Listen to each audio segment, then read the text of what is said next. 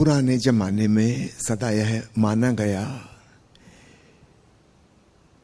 कि अध्यात्म के जो मार्ग हैं किसी एक मार्ग पर ही कोई चल सकता है।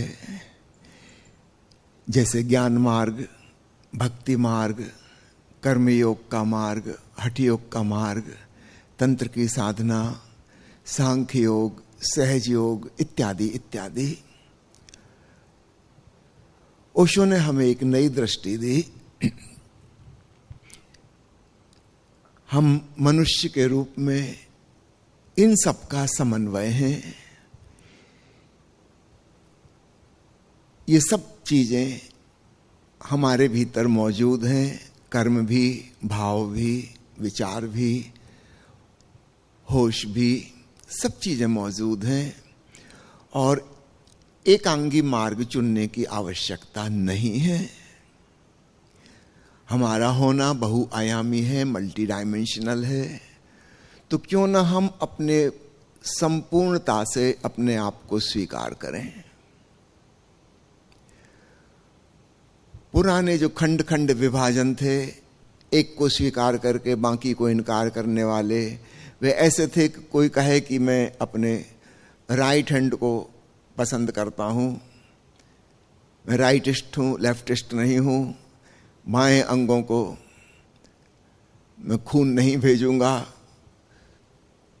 फेफड़े कह दें कि मैं बाएं तरफ सांस नहीं भेजूंगा, केवल दाहिने हाथ की तरफ ही, और पेट कहे कि मैं जो भी पोषण तत्व प्राप्त करता हूं भोजन से वो सब राइट साइड में जाएंगे।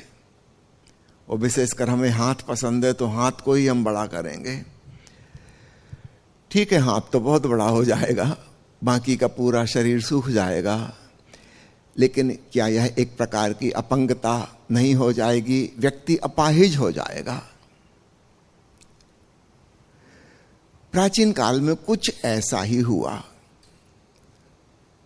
हमने अपने भीतर के विभिन्न तत्वों में से एक को सम्मान दिया, शेष की हमने निंदा कर दी, आलोचना कर दी, और हम एक को बढ़ाने में लग गए। तो वो एक हिस्सा तो बहुत बढ़ गया, लेकिन बाकी का सब बोझ की तरह लटका रह गया। और यह व्यक्ति एक स्वस्थ व्यक्ति नहीं हो सकता जिसके पैर कमजोर हैं, बायां हाथ कमजोर है, सिर्फ एक हाथ बहुत मजबूत है। ये व्यक्ति स्वस्थ व्यक्ति नहीं हो सकता। ये बहुत आनंद में नहीं रह सकता। ये बहुत पीड़ा और परेशानी में रहेगा। फिर इसकी पीड़ा और परेशानी देख के कुछ लोग दूसरा उपाय करेंगे। वो कहेंगे हम लेफ्टिस्ट हुए जा रहे हैं, हम दाहिने हाथ को बिल्कुल सुखा कर रख देंगे, सिर्फ बाईं तरफ अपनी सारी ऊर्जा और पोषण और श्वास भेजेंगे, केवल बाएं हाथ की एक्सरसाइज करेंगे, दाएं की बिल्कुल नहीं करेंगे। ये विपरीत अति पे चले जाएंगे, लेकिन वो जो अपंगता है, अपाहिज होना है, वो ज्यों का त्यों रहेगा। ऐसी कुछ दुर्घटना अतीत में धर्म की साधना करने वालों के संग घट गई। किसी ने कहा हम तो केवल भाव जगत में जिएंगे, भक्ति में डूबेंगे, बाकी सब चीजों की उपेक्षा करते हैं, हमें कर्म से कोई मतलब नहीं, ज्ञान से कोई मतलब नहीं, हमें होश से कोई लेना देना नहीं है, हम तो बस भावना, भक्ति भावना में जिएंगे। निश्चित रूप से उस एक दिशा में वो बहुत आगे निकल गए, लेकिन बड़ी अपंगता हो गई। बिना होश के अकेली भावना, कल्पना ज्यादा हो गई। अधिकांश भक्तों को हम देखते हैं वे अपने कल्पना लोक में, सपनों में खोए हुए हैं, होश गंवा बैठे हैं, गहरी नींद में हैं। माना उनकी नींद बड़ी सुंदर है, अच्छे सपने देख रहे हैं, लेकिन नींद तो नींद है, जागरूकता उसमें बिल्कुल नहीं। भाव से तो पूर्ण है, लेकिन कर्म से शून्य हो गए। उनके जीवन में कोई एक्शन नहीं है, कोई एक्टिविटी नहीं है, कर्मठता नहीं है, सृजनात्मकता नहीं है, बस पूजा प्रार्थना भाव में लगे हुए हैं। एक प्रकार की अपंगता हो गई। इसके ठीक विपरीत दूसरे लोग हैं समझो किसी ने चुन लिया कि मैं कर्मयोगी बनूंगा, बड़ा कर्मठ हो गया, लेकिन उसके कर्म जो हैं भाव से शून्य हैं, प्रेम से रिक्त हैं, होश से रिक्त हैं, कोई सजगता नहीं है। सेवा कर रहा है, वो बहुत प्रकार के कर्म कर रहा है, दूसरों के लिए भला कर रहा है, मगर भला हो नहीं रहा है, क्योंकि उसके कर्म होश की कमी वाले हैं, प्रेम की कमी वाले हैं। इसको ऐसा समझना, समझो प्रेम और कर्म का ही हम उदाहरण ले लें। एक जीवित व्यक्ति है, अगर वह केवल कर्म ही करता है, बिल्कुल भाव रहित, उसमें और रोबोट में क्या फर्क रहा? एक मशीन में और उसमें क्या फर्क है? मशीन भी वो सारे काम कर सकती है, करने ही लगी हैं, भविष्य में और मनुष्य से भी ज्यादा अच्छा ढंग से करने लगेंगी। अगर व्यक्ति भावना से रिक्त होकर केवल कर्म कर रहा है, इसमें कोई जीवंतता नहीं बची। जिसको हम कहते हैं ना थोथे क्रियाकांड, ऊपर ऊपर से देखने में तो लगता है कि बहुत कुछ कर रहा है, लेकिन इसका कोई विकास नहीं हो रहा है, कोई सृजन नहीं हो रहा है, किसी चीज में उसका प्रेम और लगाव नहीं है। ऐसा समझो एक बीमार व्यक्ति है और डॉक्टर और नर्स अस्पताल में उसकी सेवा कर रहे हैं, देख रेख कर रहे हैं। ऊपर से तो लगता है कि बहुत अच्छा कर्म कर रहे हैं, भीतर से कोई भावना जैसी चीज नहीं है। इनके परिवार के लोग जो करते हैं, चाहे वे कुशल ना हो करने में, नर्स के समान, डॉक्टर के समान, अस्पताल के कर्मचारियों के समान, कुशलता भले ही उनमें ना हो, लेकिन उनके हृदय में भावना है। एक माँ अपने बच्चे की देखभाल करती है और एक नर्स भी बच्चे की देखभाल करती है, दोनों में जमीन आसमान का फर्क है। एक में हृदय जुड़ा हुआ है पीछे, एक में कोई हृदय नहीं है।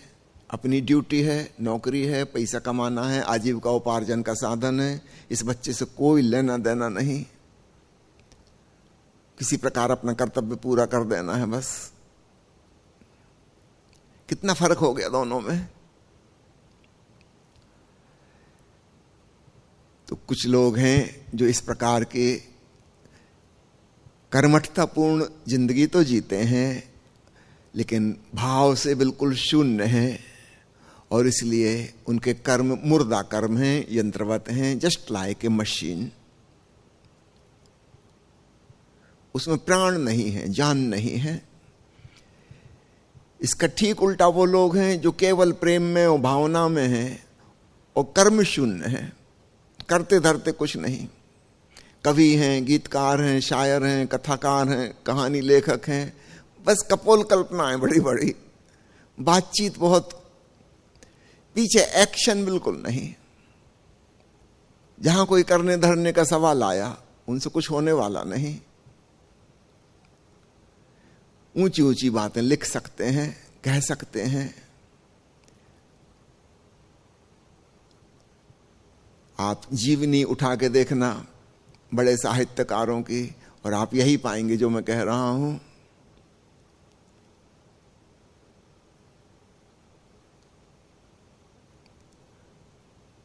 उनकी बातें सुनकर लोग प्रभावित हो सकते हैं, लेकिन उनकी बातें केवल बातें हैं। उनकी जिंदगी में आप वैसा कुछ भी ना पाएंगे।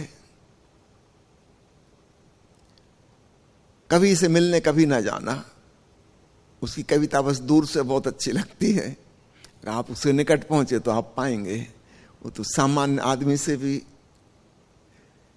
निम्न कोटि का प्राणी है।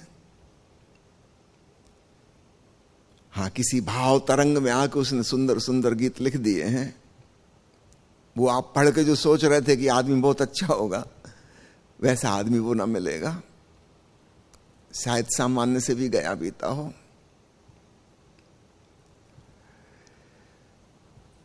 भावना के तल पर वो ऊंची उड़ान भरता है, खूब बड़ा सपना देखता है, लेकिन कर्म में कुछ परिवर्तित नहीं होता, उसके कोई प्रमाण उसकी जिंदगी में ना मिलेंगे।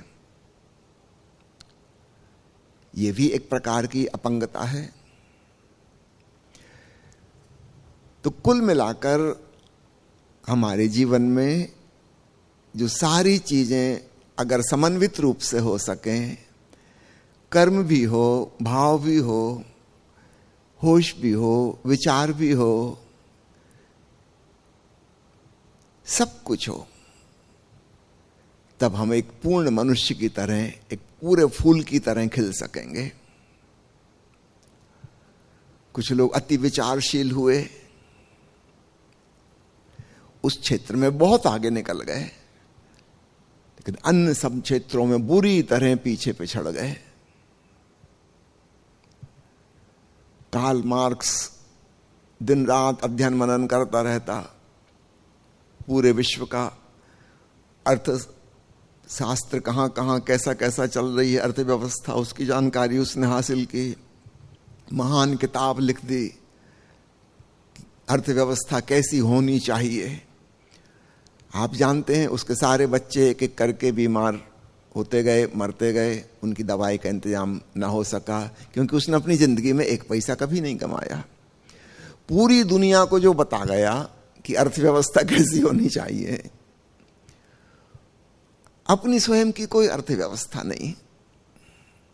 उसका मित्र था जो उसको खर्चा देता था हर सप्ताह, लेकिन मित्र की जितनी क्षमता थी वो उतना ही दे पाया था कि इसके परिवार के लोग खाते पीते रहें, और ये लाइब्रेरी में बैठा जो पढ़ता रहता है, लाइब्रेरी की फीस जमा कर सके, और कॉपी और पेन में जो खर्च होता है लिखने में, वो बस इतना ही इंतजाम उसका मित्र कर पाता था। और उसमें बच्चों की बीमारी की इलाज का खर्चा शामिल नहीं था। कार्ल मार्क्स के सब बच्चे मर गए, छोटी छोटी बीमारी की दवाई ना हो सकी। ये आदमी विचार के क्षेत्र में कितने आगे निकल गया, आधी दुनिया उसके विचार से प्रभावित हो गई और कम्युनिस्ट हो गई, मार्क्सवादी हो गई।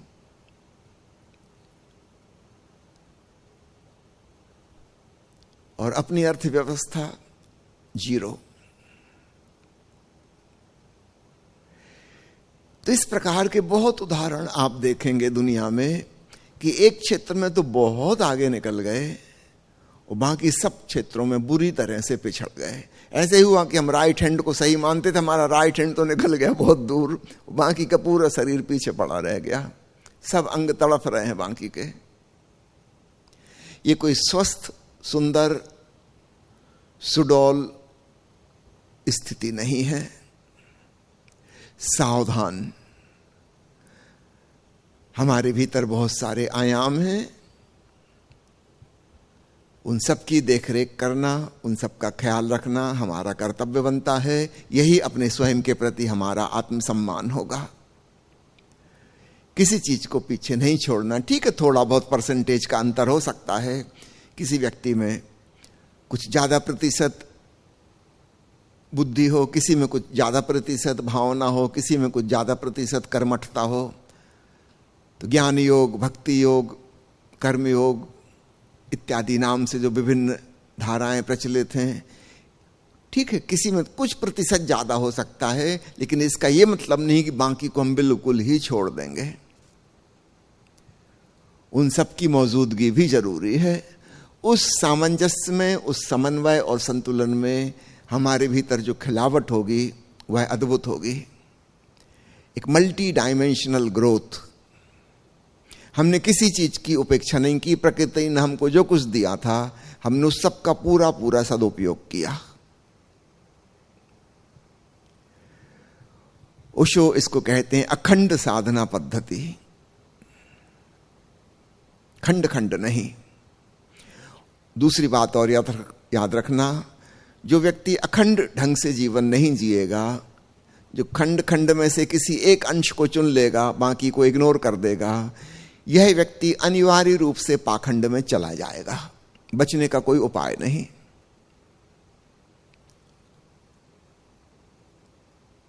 क्योंकि बाकी के खंड भी मौजूद हैं, वो कितना ही इग्नोर करे, वो मौजूद हैं।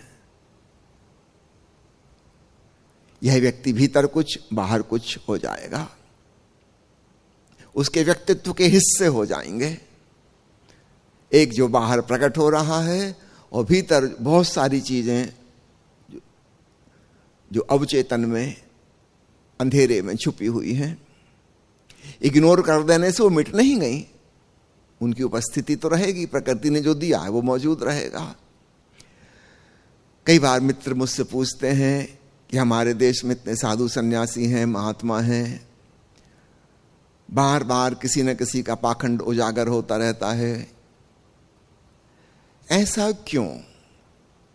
जो लोग धर्म की साधना में लगे थे, बड़े हायर वैल्यूज को, ऊंचे मूल्यों को पाने की जिनकी आकांक्षा थी, वो इतने नीचे कैसे गिर जाते हैं? उसके मनोविज्ञान को समझो। उन्होंने अपने भीतर के किसी एक छोटे से अंश को स्वीकार कर लिया, एक आइडियल इमेज, एक आदर्श छवि उनके भीतर बैठी है, उस तरफ उनकी एक हिस्सा जा रहा है और बाकी का सब पीछे रह गया। और ये जो पीछे रह गया है, जिसको उन्होंने छोड़ दिया है, जिसकी तरफ से आंखें फेर ली हैं, वो हिस्सा बदला लेगा। उसका इन्होंने दमन किया है, सप्रेशन कर दिया है, छुपा लिया है।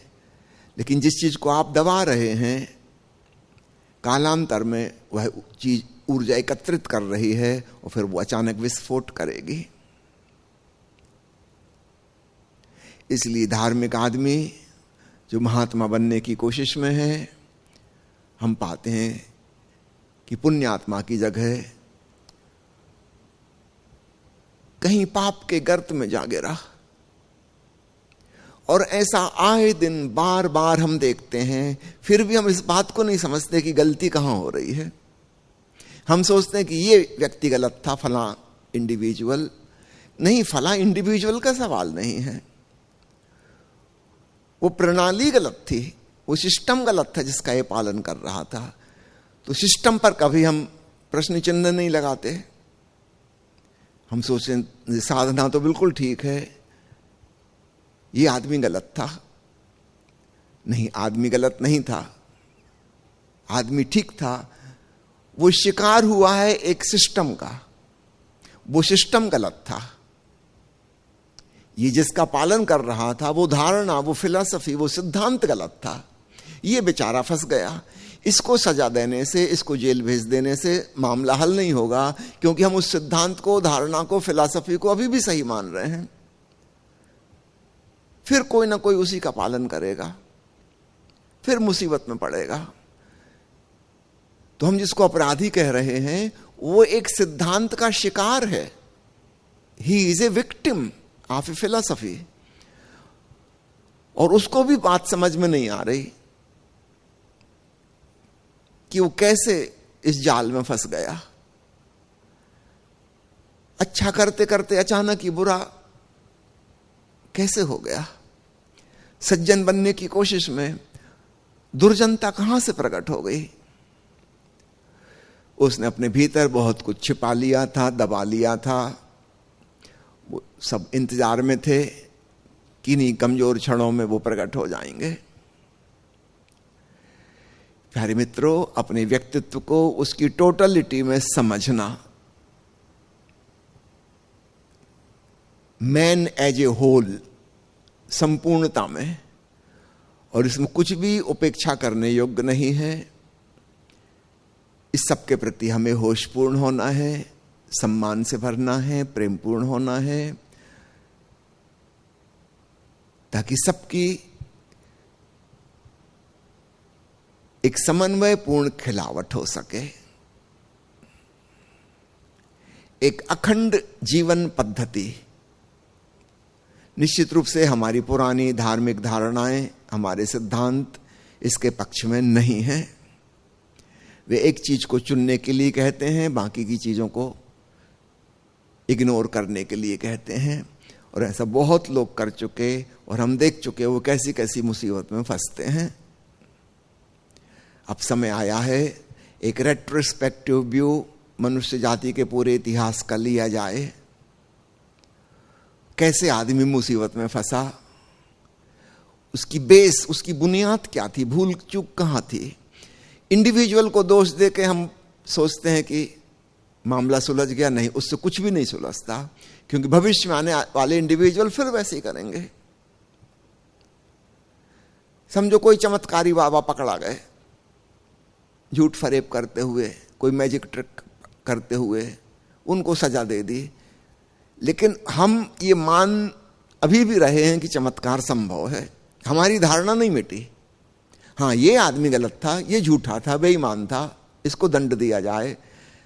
हम किसी और बाबा के पास चले कि आप आशीर्वाद दे दो, हमारा ये काम अटका हुआ है, आपकी कृपा हो जाए तो हो जाए। हम वही के वही आदमी हैं, और जब इतने लोग तलाश में हैं, डिमांड कर रहे हैं, तो बाजार में एक नियम है डिमांड एंड सप्लाई का। आप जिस चीज की डिमांड करोगे कोई ना कोई उसकी सप्लाई करेगा। फिर एक नए बाबा प्रकट होंगे, वो कहेंगे बिल्कुल हमारे आशीर्वाद से सब ठीक हो जाएगा बच्चा। हमारी मान्यता नहीं बदली, हम मानते हैं कि चमत्कार होता है। हाँ, वो आदमी गलत था, उसको हमने जेल भेज दिया, मगर अब हम नए की तलाश में हैं कि कोई और करके दिखाए, कोई और बदमाश प्रकट हो जाएगा। वो जो हम शॉर्टकट चाह रहे थे कि हमको कुछ ना करना पड़े, कोई हमारे सिर पे हाथ रख दे, मंत्र फूंक दे कान में और बस बात बन जाए। हमारी चाहत वही की वही है, लाखों करोड़ों लोग ऐसा ही चाह रहे हैं। हम सबकी चाहत की वजह से फिर एक नए चमत्कारी बाबा पैदा होंगे, होना ही पड़ेगा, इतने लोगों की डिमांड है, पूरा बाजार तैयार है खरीदने के लिए। कोई ना कोई चालाक धूर्त आदमी फिर वैसा ही करेगा। तो व्यक्ति को दोष मत दीजिए, उसके पीछे कौन सा मनोविज्ञान चल रहा था उसको पकड़िए, ताकि हम भविष्य में इस प्रकार की धारणा ना रखें, और तब हम पाएंगे किसी को इस प्रकार की चालाकी करने की जरूरत नहीं। जैसे राजनेता हैं, जनता जो चाह रही है उनको उसी में हां कहना पड़ेगा, तब उनसे वोट मिलेगी। और हम ऐसी चीजें चाह रहे हैं जो हो नहीं सकती। अब कोई झूठा और बेईमान आदमी आएगा जो हमको आश्वासन देगा कि बिल्कुल आप जो कह रहे हैं वही करेंगे, आप हमको वोट दे दो, यही करके दिखाएंगे।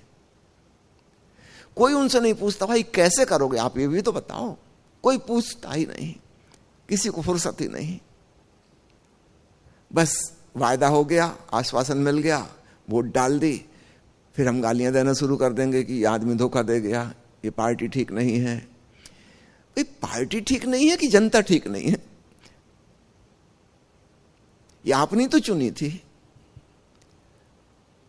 5-10 साल में आप इनके झूठ से परेशान हो जाओगे, फिर दूसरी पार्टी वाले, तब तक हम भूल जाएंगे 10 साल में कि वो भी ऐसे धोखेबाज थे। फिर अगली बार हम उनको चुन लेंगे। खूब खेल चलता रहता है। 2 पार्टियां रहती हैं हर देश में, करीब करीब प्रजातंत्र में यही हो रहा है।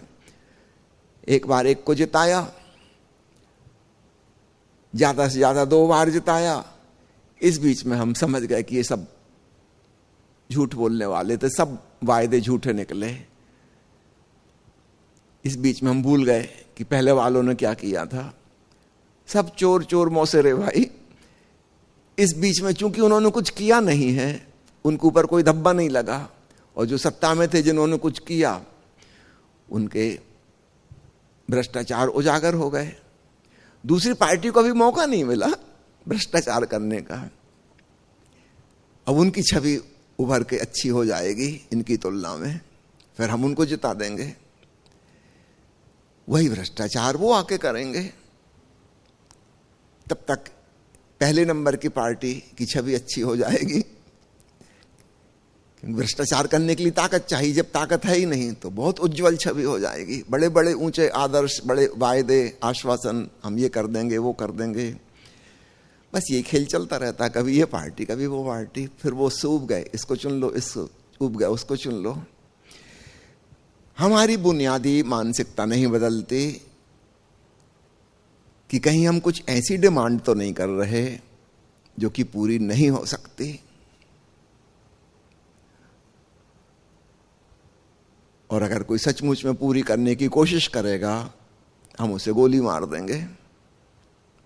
अब सब चाह रहे हैं कि गरीबी दूर हो जाए, हो सकती है यदि जनसंख्या नियंत्रण में आ जाए, लेकिन किसी ने जनसंख्या नियंत्रण की बात करी तो हम तो उसको गोली मार देंगे। तो गरीबी नियंत्रण कैसे होगी? ऐसा नहीं कि नहीं हो सकती, लेकिन हम होने नहीं देंगे।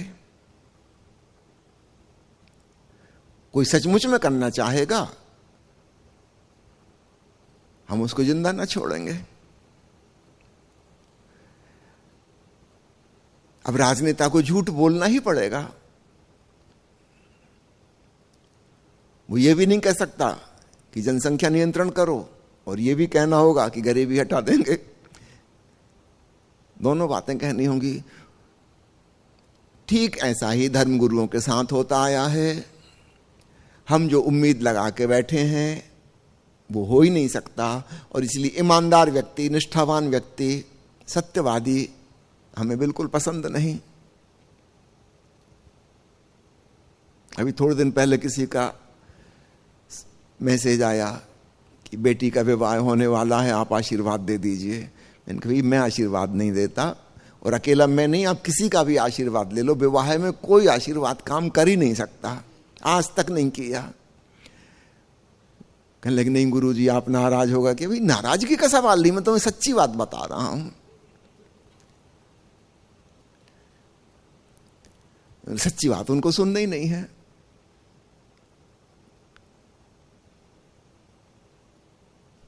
विवाह में हम उन दो लोगों को इकट्ठा बांध दे रहे हैं जिनके व्यक्तित्व की कोई रुचि रुझान आपस में मैच नहीं करती।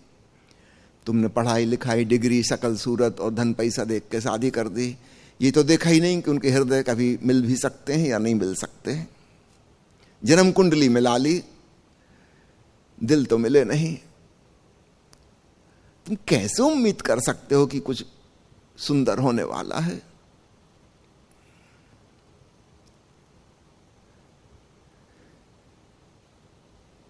उनके 2-3 बार मैसेज आ गए कि आप बस आशीर्वाद लिख दीजिए, हमें तसल्ली रहेगी। अब वो झूठ चाह रहे हैं,